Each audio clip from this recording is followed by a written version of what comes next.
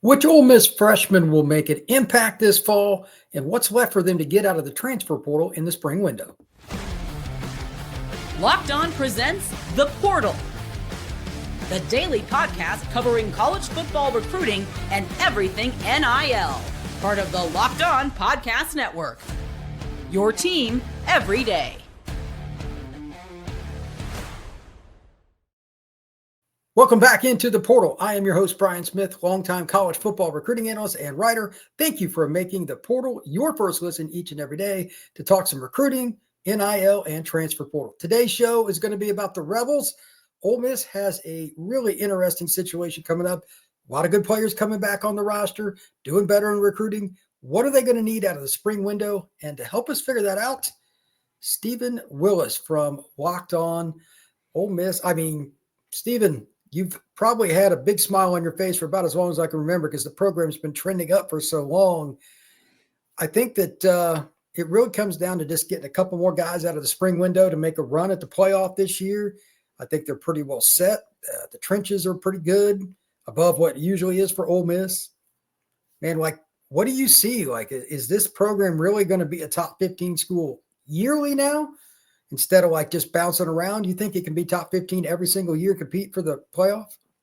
Yeah, I do. I think that is kind of where this program is at the moment. I mean, they've won 10 games in 3 of the last 4 years. And right now, everybody's going to say, hey, Ole Miss lost Jackson Dart. They lost Trey Harris. They lost Walter Nolan. You're obviously going to take that step backwards. But you have the Austin Simmons at quarterback who you know exactly everything about Austin. He's good. You've got wide receivers all over the place. They're attacking the portal like they always do. The number 2 transfer portal class in the winter. And Lane Kiffin is now using that success to make high school recruiting a priority and is doing better and better and better in high school recruiting. And there's some impact players he got. Yeah, I think that's kind of the key. And I want to start there. Let's talk about the high school kids, a few of the portal kids, and then what's left for the portal. So which 2025 recruits do you think will make an impact in the first, let's say 6 games in some way? Special teams, receiver, offensive, whatever position. Fire away, Steven. I think Shekai Mills-Knight is probably the leader in the clubhouse to make an impact for the Ole Miss Rebels. He's a running back. You know, he's a big guy that compares favorably to a running back that they had a couple of years ago in Quinshon Judkins. He's a guy that was in the Navy All-American Bowl and was basically in the game every time that team needed to drop back and pass because he was the running back that the coach trusted with pass protection, which picking that up at the college level, that'll keep you off the field quicker than anything else if you are not good at pass protection. If he can get that down, protect Austin Simmons, yes, I think you'll see Shekai Mills-Knight a good bit. Now, Devin Harper, offensive lineman, we talked about him last week out of Louisiana. He apparently in the offseason workouts been turning some heads as far as what he's done. One person on campus described him as one of the better offensive linemen he's seen out of high school, period. Now, I don't know exactly what that means, but I'm going to take that as a good sign. And Ole Miss kind of famously struggled to run the football, which is a rarity for Lane Kiffin. And the interior of that offensive line needs a little bit of a rebuild. So they picked up Patrick Kutas in the transfer portal. Maybe a Devin Harper on the other side as an interior offensive lineman is an avenue to move forward for them. On the defensive side of the ball, I think that one of the 3 safeties, I don't know which one, I think one of them is going to play a key role over the season. I think Keon Young is somebody to pay attention to. He's from Lakeland. He's a dreadnought, best nickname in all of sports. Cortez Thomas, who is from Holmes County, Holmes Central, Right. Good player. Saw him at the Under Armour All-American game. And basically, Cortez was back there directing other back 7 members of what they're supposed to do and where they're supposed to be, which lets you know exactly what his processing ability and picking up a defensive system is. And then LaDarian Clardy, which I haven't seen up close and in person, but he's from Escambia, Florida. And by all accounts, he's the best athlete on every field he's ever stepped on. So we'll see exactly what happens on the back end of that defense. But I think one of those 3 has a real chance to stand out for Pete Golding in the Ole Miss defense. That's kind of where I'm at too. I believe that Ole Miss is in a scenario where they can kind of mix and match some of the freshmen into the lineup, rotate them in and out. They're not going to have to key on anybody to be a starter necessarily. That at least would be surprising to me, barring injury. But they've got enough of them that are good. They can help the roster and keep building depth. And that's where you want to be. To that point, which player or players do you like out of the portal to make instant impacts, and which ones really need to get Ole Miss back into playoff contention? Well, I talked about Patrick Kutas just a second ago. That interior that's imperative. Yeah. Yeah, that's going to be a big deal. And the running back room that Ole Miss has, you're going to get a healthy Logan Diggs returning. He transferred over last year, but transferred over after an ACL injury. He's going to be fully healthy. You're going to have Shekai Mills-Knight. We just talked about him. And then Kewan Lacey, running back that transferred out of Missouri. He's out of, I think, Lawrence, Texas or something like that. Dallas area. Yeah, he's a big boy. And he's a really good running back. Kevin Smith, Lane Kiffin, they really went all in on him a year ago on signing day. I don't know what happened. It got a little bit weird. He ended up at Missouri, but after the first year, he ended up transferring to Ole Miss. With the interior offensive line, I think that's going to be a pretty big deal for Ole Miss in the running game. Now, defensively, I think Andrew Jones, the linebacker transfer out of Grambling, he's a super athlete guy. Yeah. He committed to South Carolina, decided to take an official visit afterwards to Ole Miss, which is very rare for a transfer player. And then he flipped straight off. Andrew Jones, I think, can be impressive whenever this season happens. And defensively, they're probably going to take a little bit of a step back, but I don't think they're going to take the step back that a lot of people think they're going to take defensively. And offensively, I mean, it's Lane's offense. You know they're going to move the ball and score points. Yeah, I think that's the case. The O-line being a little bit less impactful in the run game last year surprised me as well, as you noted a few minutes ago. So I think that the offensive lineman coming over from Arkansas and just anybody that moves into the lineup, that's the key. Because I'm telling everybody right now, the quarterback position will not be an issue. Flat out, I have no doubt Austin Simmons will make things go. But you got to be able to run the ball to do what Austin does best, and that's throw the ball down the field play act. He's got a huge arm. For those of you who don't know, I mean, he's a baseball pitcher. He throws in the mid-90s, no big deal. So he's a guy, if you give him time, that will go very, very well for the Rebels. When we come back, I want to talk about a couple of key guys in the 2026 class for the Rebels in the in-state recruiting. That is next here on The Portal. When the game tips off, the NBA action is just getting started, and there's no better place to get in on it than FanDuel, America's #1 sportsbook. With FanDuel, you can place live bets throughout the game, so even if you miss the opening tip-off or want to bet on a fourth-quarter comeback, you can stay in on the action. And if you're looking for a bigger payout, you can even combine your live bets into a same-game parlay. I love using FanDuel's live betting feature because it keeps every moment of the game exciting. Whether I'm backing my team for a late-game rally or picking a player to hit a clutch three, I never felt like I missed any chance. Plus, the app is easy to use, and when you win, you get paid instantly. Right now, new FanDuel customers can get $150 in bonus bets if your first $5 bet wins. Just visit FanDuel.com to join today. That's FanDuel.com for your shot at $150 in bonus bets. Make every moment more with FanDuel, the official sports betting partner of the NBA. Steven, one of the key recruits, in my opinion, for Ole Miss this year, plays a position that often dictates wins and losses, and that's defensive line. JaReylan McCoy out of Tupelo, we've talked about him multiple times. He's got a visit signed up with the Rebs. He's a former Ole Miss commitment. He's got offers from across the country. He's a kid that could have went to Oregon or went to one of the Florida schools, wherever. Looks like Ole Miss is the most likely, in my opinion at least, destination for him. What have you heard about him, and what are some of the other names you're hearing with the Rebs? Let's see. When you deal with JaReylan McCoy, he was committed to LSU. Like, he committed at the Under Armour All-American game. We were both down for that. And as like I said when we were on a podcast a couple of weeks ago, it's like, okay, I didn't pay too much attention to JaReylan McCoy because everybody knew he was going to commit to LSU. 2 weeks later, all of a sudden, he's in Oxford, Mississippi. 2 weeks after that, he's in Oxford, Mississippi again. And all of a sudden, next thing you know, he just decommits from LSU about a month later.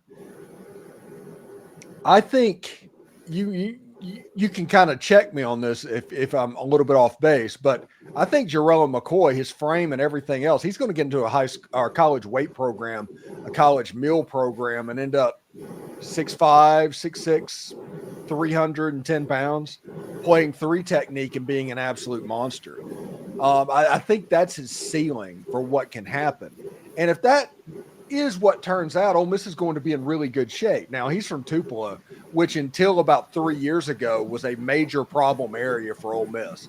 I think it started out with Shamar Darden, it went to Mason Dunn, and now JaReylan McCoy potentially could be the third Tupelo kid that ended up going to Ole Miss.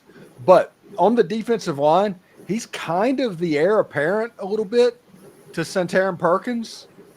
I mean, he is the impact guy that if Ole Miss could land him, is a guy that you could anchor your defensive line on. And this is a defensive line that's signed Will Eccles, that signed Cam Franklin, Jeffrey Rush, that defensive line class of upperclassmen. He's going to walk in, if he goes to Ole Miss, into a situation that he can absolutely be mentored. Pete Golding has a little bit of an assembly line that he's building in Oxford. I like JaReylan McCoy a whole bunch for what he can be on the defensive line. Yeah, I think he's a really good football player. And overall, as a prospect, you can't teach his size. He's at least 6'6", in my opinion, just from standing in front of him. I've been around him several times at 5-on-5 tournaments, and they're just pass rushing against O-linemen, etc. He has extremely long arms, and he's quite honestly pretty explosive for a long guy. Like, he's built like a basketball player. But he's kind of twitchy. Yeah, for his size, he especially is. And he lost a little weight, got in even better shape. He dipped under 250 the last time I talked to him. He looked great. So I don't know where he'll end up position-wise, but the frame will take care of itself. So strong side end or 3 technique, maybe a little both is his future. As for the rest of the class inside the state of Mississippi, there are a lot of kids that you could talk about that are really good football players for Ole Miss. Is there anybody else that you think is an absolute must-get for them? Or is it a scenario where they're just going to let the visits kind of dictate everything? I think they're going to let it play out. They do a good job. I think it's 3 years in a row they've gotten the number 1 player in the state of Mississippi signed. And this year that's Tristan Keys. I mean, he's the guy. He's as close to a must sign as there is in this class. I mean, you like the trench work with JaReylan McCoy, but yep. Tristan Keys would be right there. Xavier McDonald would be right there for in-state players in Mississippi. There's going to be interesting things that happens within the state. Mississippi State's recruiting a little bit better this year than they were last year.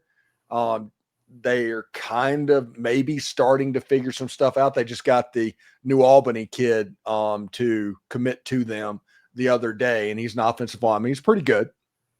But that lets you know that Mississippi has a chance to get a little bit weird from time to time on the in-state schools. Now, the official visits that I'm paying attention to that's coming up is outside the state of Mississippi.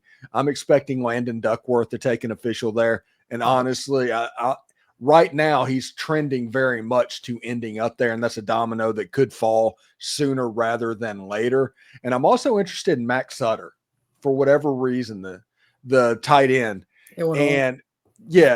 And everybody thinks he's going to end up at Alabama, and just because of how good and how his recruitment's going. But don't count against Lane Kiffin against a tight end in the offense. He does an excellent job of recruiting there, and there's always dudes that are playing tight end at Ole Miss. Yeah, he uses his full allotment of players. He did that when he coached at USC, he did that with the Raiders, etc. He finds ways to get them involved, especially short yardage goal line. He'll make you pay if you don't pay attention to the H-back and tight end. So that doesn't really surprise me at all. Have you heard anything of late? I don't care if it's Ole Miss or otherwise, with Tylan Wilson. I know we've talked about this a lot. Pascagoula and Southern Mississippi area is a lot harder for them to recruit, but I just think he's a fantastic prospect. I've seen him a couple of times. That's a kid, I mean, I don't care where he goes. He's going to play before his sophomore year's over, if not his freshman. And I think he's a little bit underrated because he's in Pascagoula and not many people get to see him. Yeah, I think with Ole Miss having Jeffrey Rush on the roster helps. from Pascagoula, that helps. If there's an in-state school, I would probably put the odds on Ole Miss pretty high. If it's an out-of-state school, if it's on the Mississippi Gulf Coast and it's an out-of-state school, it's always seemingly LSU. It just always seems to go that direction. So the Picayune kids and all that, I always never count out LSU in those battles. Yeah, it's only like from Picayune, it's less than 2 hours to Baton Rouge. So that's a pretty rough deal. It's just the state of Mississippi so darn big that it just takes forever to get anywhere. So it's not really shocking to me. But nonetheless, as for positions, anything that you're looking for them to really load up, whether in-state, out-of-state, is it offensive tackle? Is it defensive back? Where do the Rebels really need to hit a home run in the 26 class? 26, Ole Miss needs a quarterback, obviously. They missed out on Deuce Knight and did not sign a high school quarterback in the 2025 class, so they need a quarterback in the 2026 class. Running back is obviously going to be a position of need. Wide receiver, they're kind of good, if we're going to be honest. Another player like Devin Harper, if they can find one of those guys on the offensive line. Yeah, you'll take a top 100 interior offensive lineman type player. And if you can always find a 3 technique, you always take a 3 technique. That's an automatic. That's an automatic. And I think that's about it. They've loaded up pretty good at safety. They need to find a high level cornerback. That's always a priority for everybody. It's a big deal. You mentioned running back. I'd forgotten to ask you. Demarius Yates out of Kemper County in DeKalb. The kid can fly. He's not a lot of fun to try to tackle. He seems like a fit for what Wayne does because he's an all-around running back, 180, 190 pounds. Have you heard anything about his recruitment, Ole Miss or otherwise? Early on stuff, I've heard the name, and it's not to the point where you're really kind of digging in and paying attention. I know that they're going to try and make a play at the running back that's in Tupelo. I forget his name real quick, but I don't know if they're going to get him because his brother is a running back at Alabama. That doesn't help very much. Yeah. So, and the rumor is that player that went to Alabama was actually, he would have went to Mississippi State, but he was kind of too good for them. I think it was Daniel something. I forget his last name. I remember you're talking about. Yeah. So Tupelo has basically the little brother. So I'd look for Starkville or Alabama on him, but Ole Miss is going to play the game. And of course they're going to go after running backs in the Dallas Metroplex and Houston and Atlanta and all the freaking garden spots around the Southeast. They're going to try and find, but that's kind of the situation. It's early and they're just casting a wide net at the moment. That's cool. When we come back, I want to talk about the ability for Ole Miss to dominate in-state. Can they kind of get to the point where they just, outside of maybe the coastline, be the most dominant program by a long shot? That is next here on The Portal.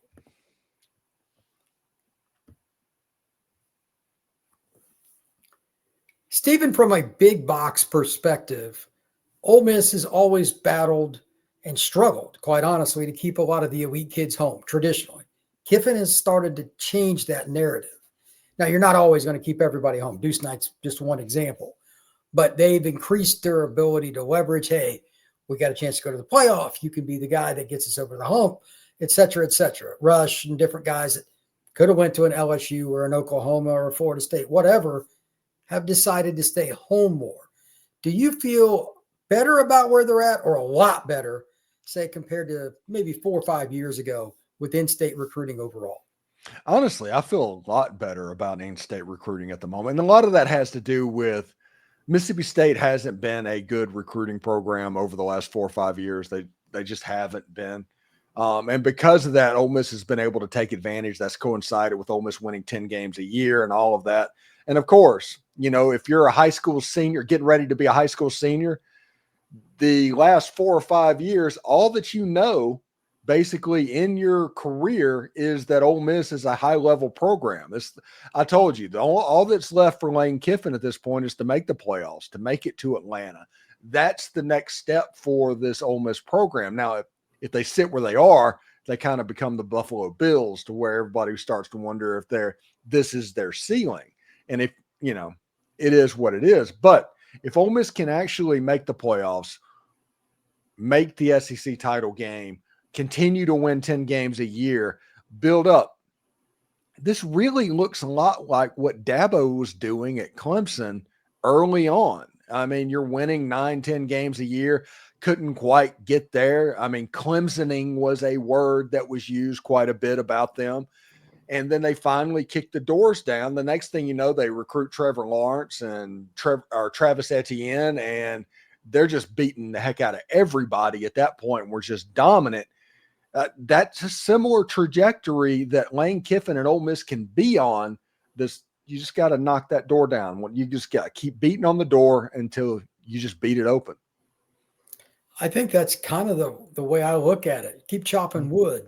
Mm-hmm. If you can get just a few more kids a year, let's say one offensive and defensive player a year that are top 10, top 12 players in the state. And again, per capita, that is one of the best states in the country for National Football League talent. It's proven for decades. It's always been that way. Now, it's not the most populated state, but your top 10 kids are all capable pretty much every year of being NFL guys. And there's always a sleeper or two at one of those small towns that you and I laugh about because nobody scouts them. And the kid ends up at Ole Miss, maybe Southern Miss, maybe Louisiana Tech, whatever. And he's a second-round pick. Those things have happened for years out of Mississippi too. So if you can scout the best kids, regardless of what the rankings are, and keep a few more home, I think they've got a great chance to be that program. I did a podcast recently saying who are going to be the top 8 programs over the next 5 years. I put Ole Miss in there over Bama, and people were like, oh, what are you talking about? I said, I don't think Bama's staff fits the South that well. It doesn't. And I think they're going to have some repercussions on that. I'm not sure about their defense coordinator, et cetera. But I do know that Kiffin's bringing in the right talent. I trust in Austin Simmons. And they've got a pretty balanced roster. And I don't think he's going anywhere.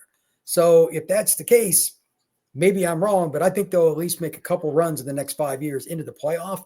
And that will also help, not just a little bit, but a lot, help Ole Miss get into the picture with recruits, not just in the Mississippi area that we talk about so much, but maybe another kid out of Louisiana, maybe a kid from Arkansas, maybe a Memphis kid.